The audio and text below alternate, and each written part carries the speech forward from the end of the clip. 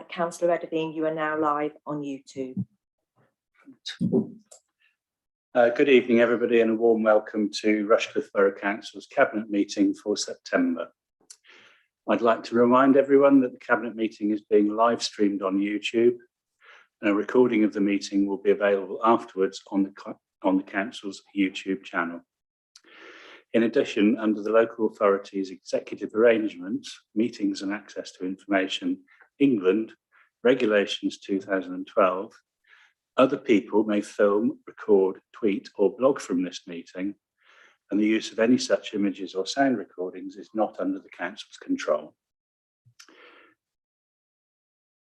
I'd like to welcome Opposition Group Leader Councillor Jen Walker, who'll be asking a question, and any members of the public who've joined us this evening on YouTube. I'd like now to move to the first item on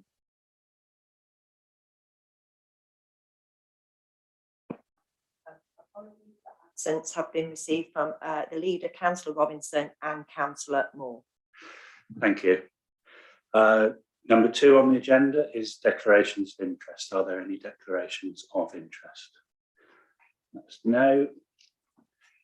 The minutes of the last meeting, which was held on the 13th of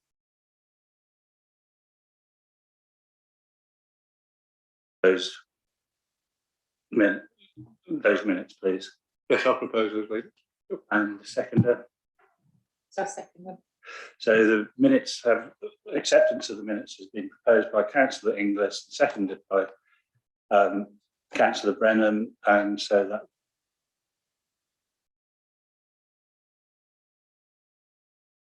unanimous.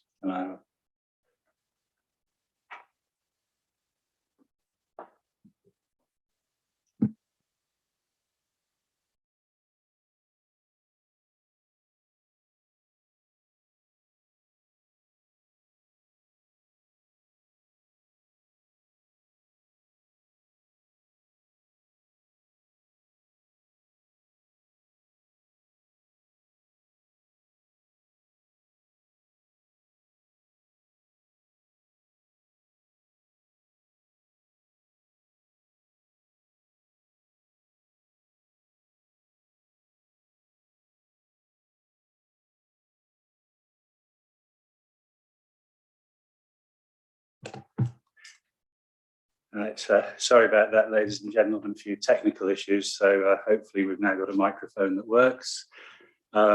Next item on the agenda is citizens' questions, and there are no citizens' questions for this Cabinet meeting. And after that, opposition group leaders' questions, and Councillor Jen Walker has got a question. I did suggest you might move closer, but of course the cameras are set up. So, Thank you. Good evening. Are you able to give a simple summary of how Council is preparing for the expected drop of business rates in just over 2 years when we have the closure of the Ratcliffe-on-Soar power station? Thank you. Councillor Walker will recall from this year's budget presentation to full council that we have been aware of the threat of the loss of business rates due to the closure of the power station for some time, and we've been keeping a close eye on it. This risk has been highlighted in the Council's medium-term financial strategy and has been mentioned for quite some time now. Our budgets have been set at the so-called safety net position, which means that there is a floor existing which the Council's retained business rates cannot go below. And this gives us some protection required to cope with reduced business rates. The scenario of the power station closure is contained within the last budget, and that was approved by Council, and it is constantly reviewed, and we will report back wherever possible to members through the normal channels such as the budget workshops. Do you have a supplementary? No, that's great. Thank you. Okay, thank you.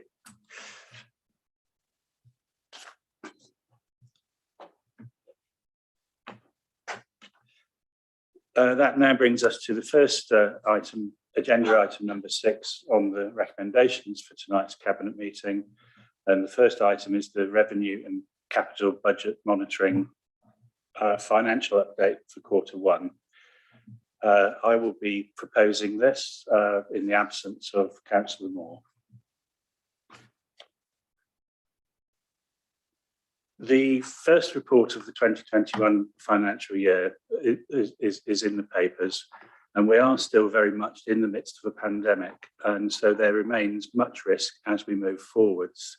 And I think it's worth noting at this time that whenever we have a financial report, we have managed to manage our finances exceedingly well throughout the whole pandemic. The report is currently positive in that we continue to deliver excellent services and reporting a positive position on the 2021-2022 budget. We're currently projecting a revenue budget efficiencies of £880,000, and this is due to a combination of government financial support, additional business rates, and service budget efficiencies.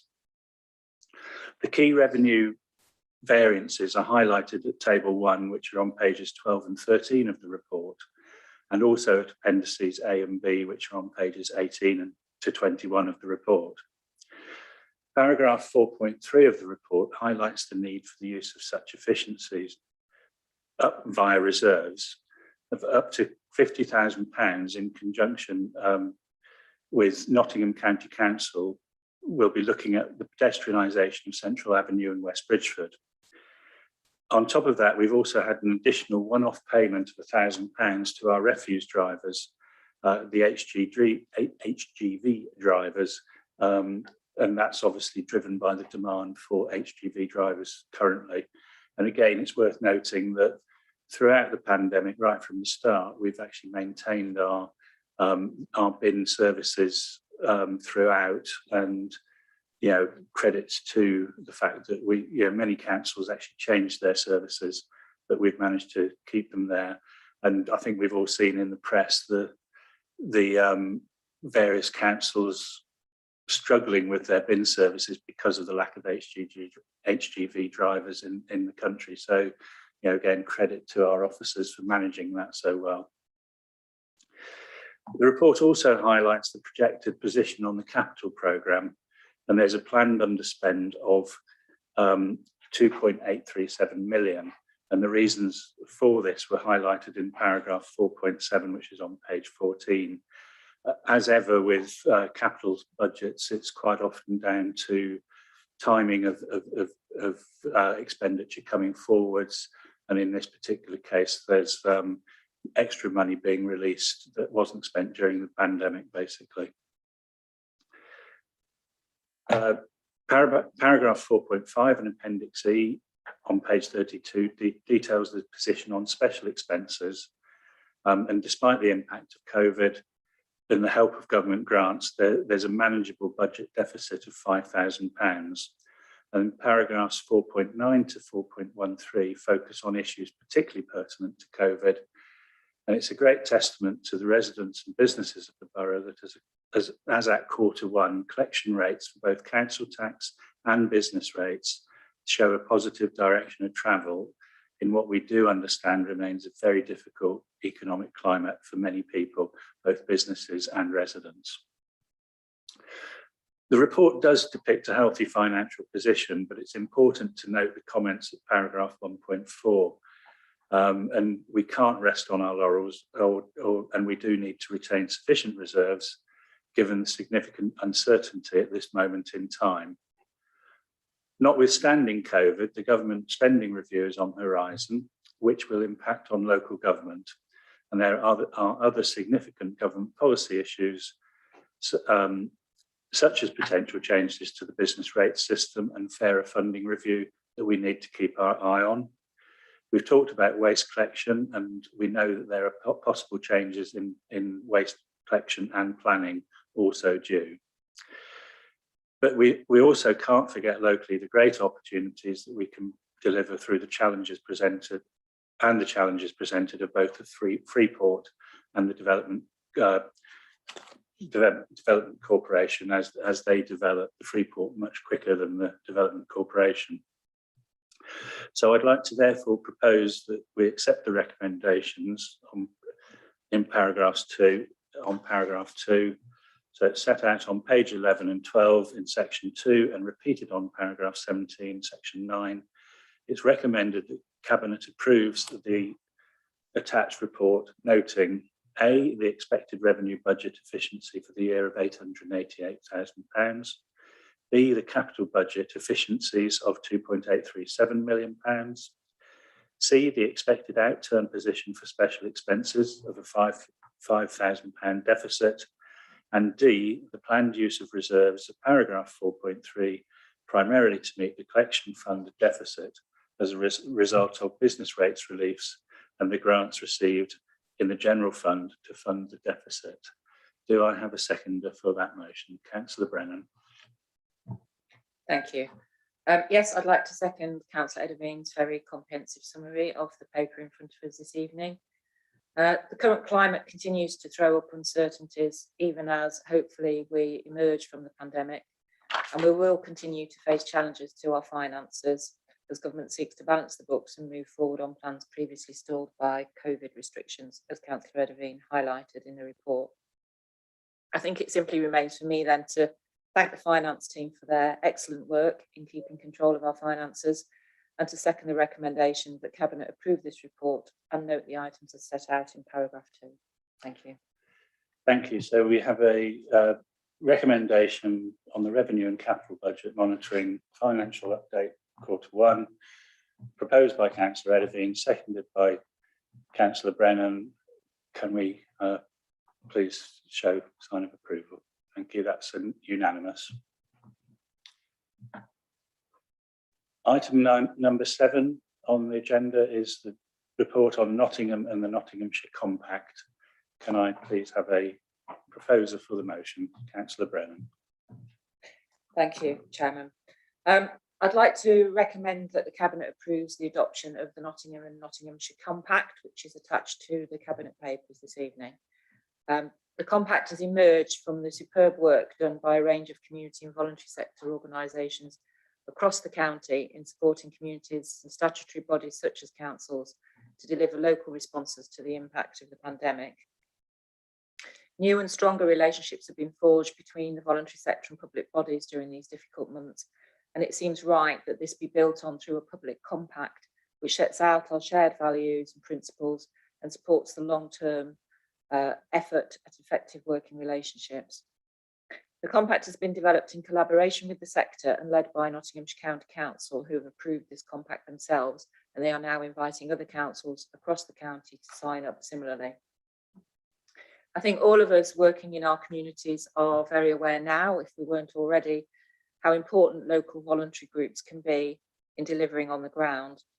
Both in our wards and across the borough, groups have emerged to support our most vulnerable residents, such as older people, people with disabilities, people with severe health conditions, the homeless, and so on.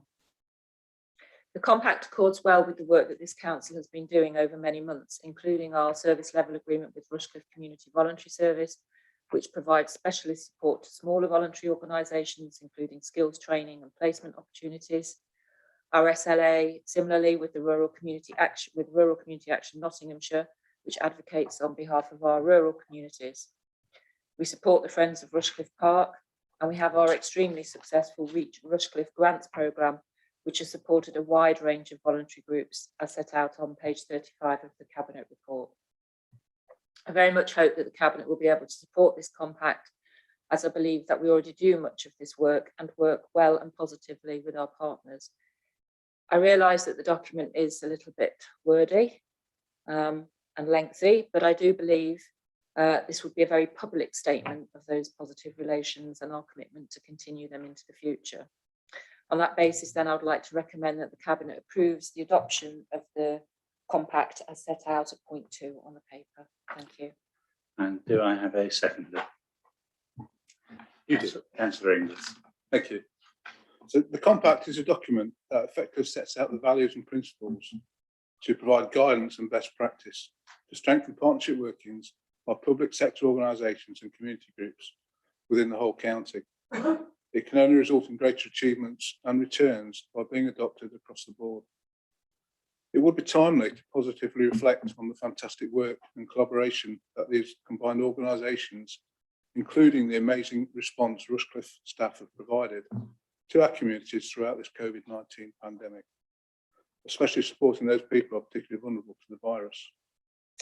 Councillor Brennan has detailed the reasons and benefits for the recommendation. It's self-explanatory and completely positive in its aims.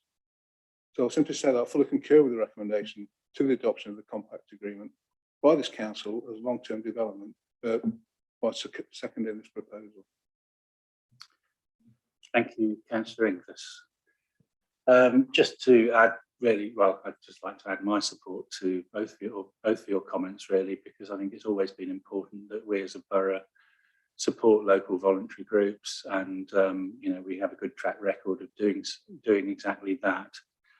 And you know, it makes a lot of sense, obviously, to align ourselves with the document that's come forward from Nottinghamshire County Council asking us to continue that support. So I certainly wholeheartedly support it.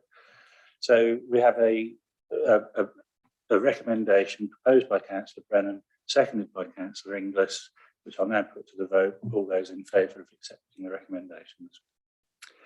That's unanimous.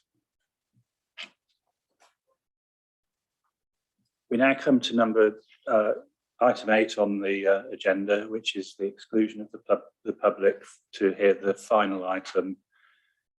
So I would like to move that under Regulation 21(1)(b) of the Local Authorities Executive Arrangements, Access to Information, England Regulations 2000, the public be excluded from the meeting for the following items of business on the grounds that they involve the likely disclosure of exempt information as defined in paragraphs 3 of Part 1 of Schedule 12A to the Local Government Act 1972.